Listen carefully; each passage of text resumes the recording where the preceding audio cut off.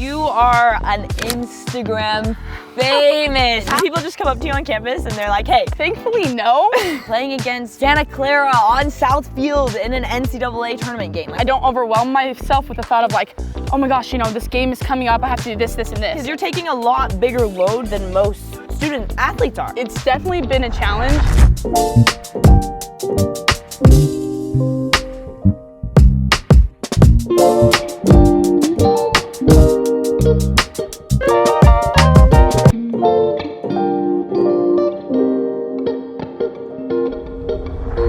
This is Between the Lines with Abby Sign on Center Street Media, and today I'm here with Lucy Kesler, a freshman from American Fork, graduated a year early.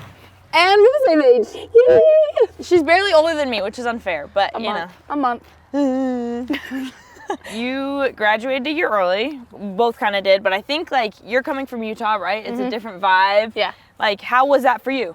Honestly, at first it was a little scary having the conversation with my mom and with the coaches, but when it came down to it, I was really ready to be here. Like I was kind of at a point in my life where I was like, I'm ready for the next step. Right.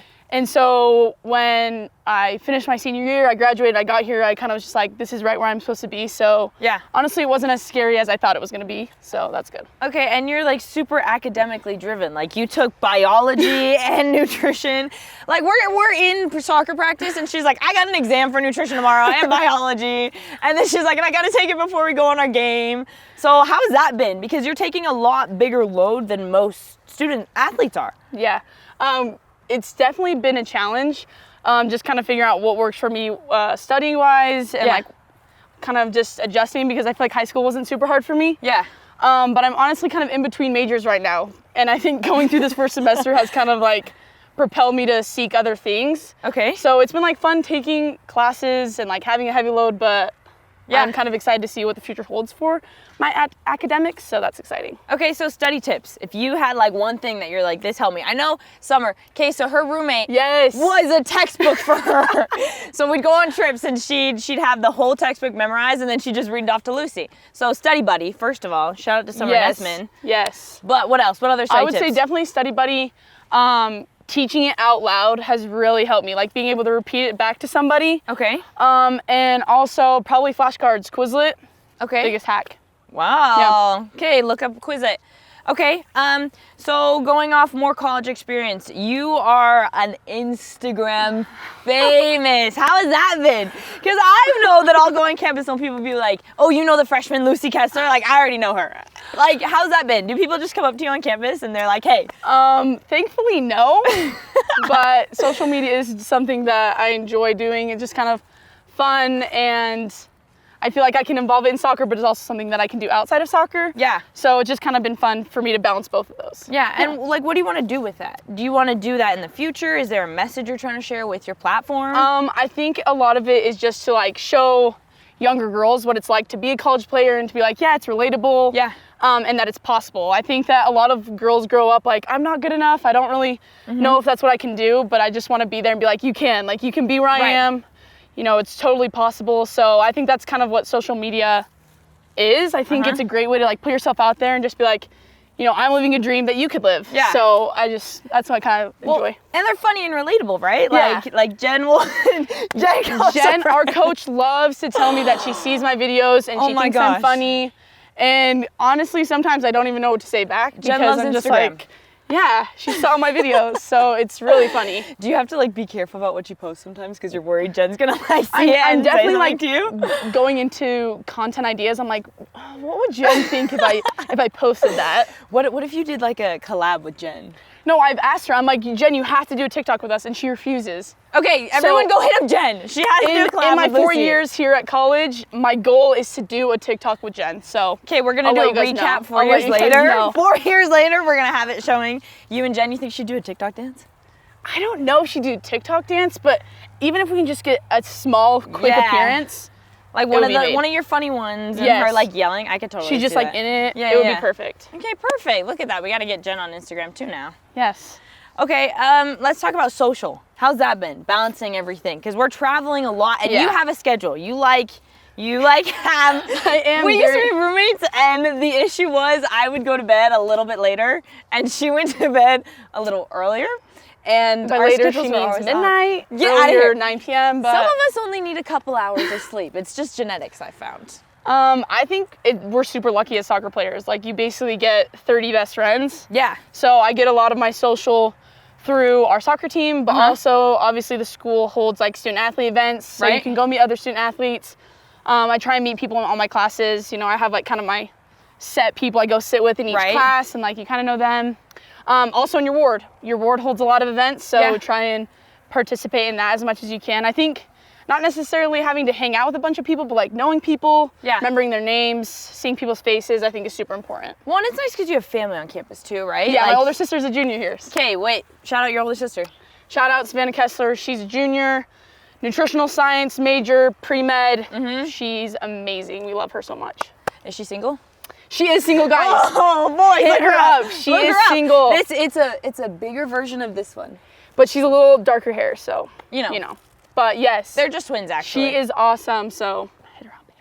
Well, and you've done sleepover with her too, right? Yeah, like you posted about it. You'll go to her dorm. She lives down the street, so she lives down the street in the college place, so I've been able to just like go over there, which has been super fun. Yeah. So yeah. Okay, so we didn't get to touch base as much on the actual like soccer part of BYU. So you started at the beginning of the season as a freshman who wasn't, you know, coming in a year early with a team that already had a set lineup, and then you were able to put yourself in that starting lineup. So how was that playing in some of those bigger games, like playing against, you know, Santa Clara on South Field in an NCAA tournament game? Like what was that like for you to come in as a younger player? Coming in, I definitely knew that I had to give it my all. You know, nothing's ever just given. You have to earn everything. Right. So when I got the opportunity, you know, be put in the starting lineup, I wasn't going to take it for granted. And I just put in the work every single practice, every single game. So it's kind of surreal when you step on the field, you know, first Big 12 tournament game or, you know, first NCAA tournament game. You're kind of like, yeah, I got to show up for not only for myself, but for my teammates and for my coaches.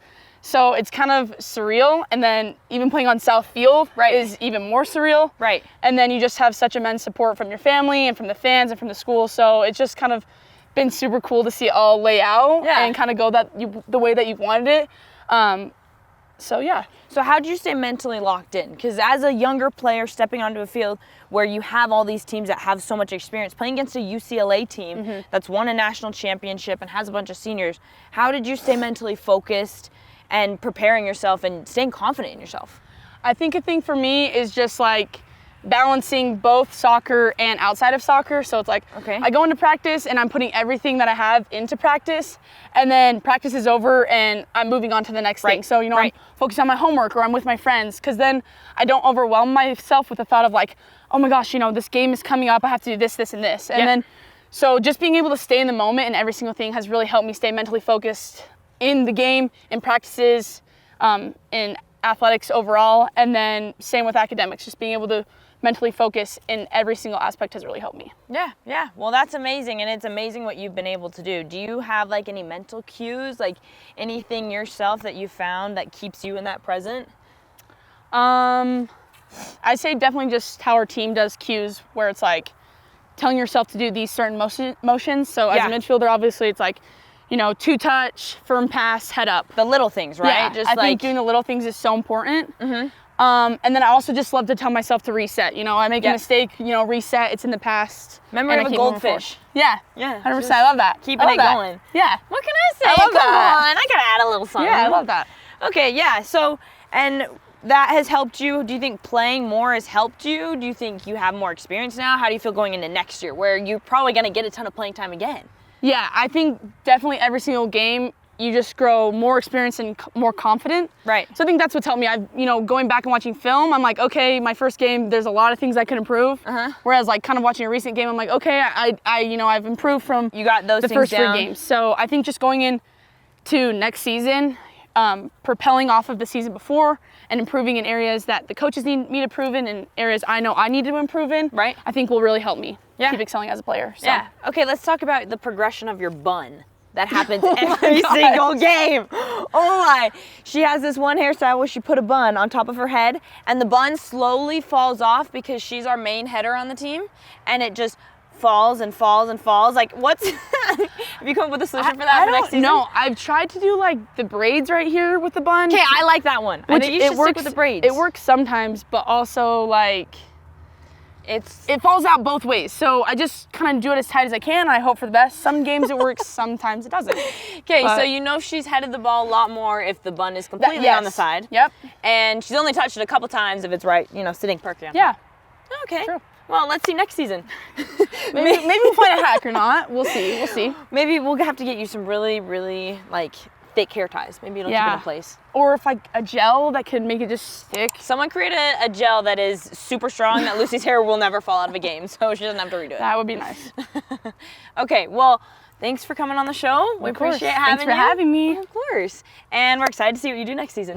This is Between the Lines with Abby Sine at Center Street Media. Thanks for watching. Follow on Apple, YouTube, and Spotify. Go Cougs! Let's go!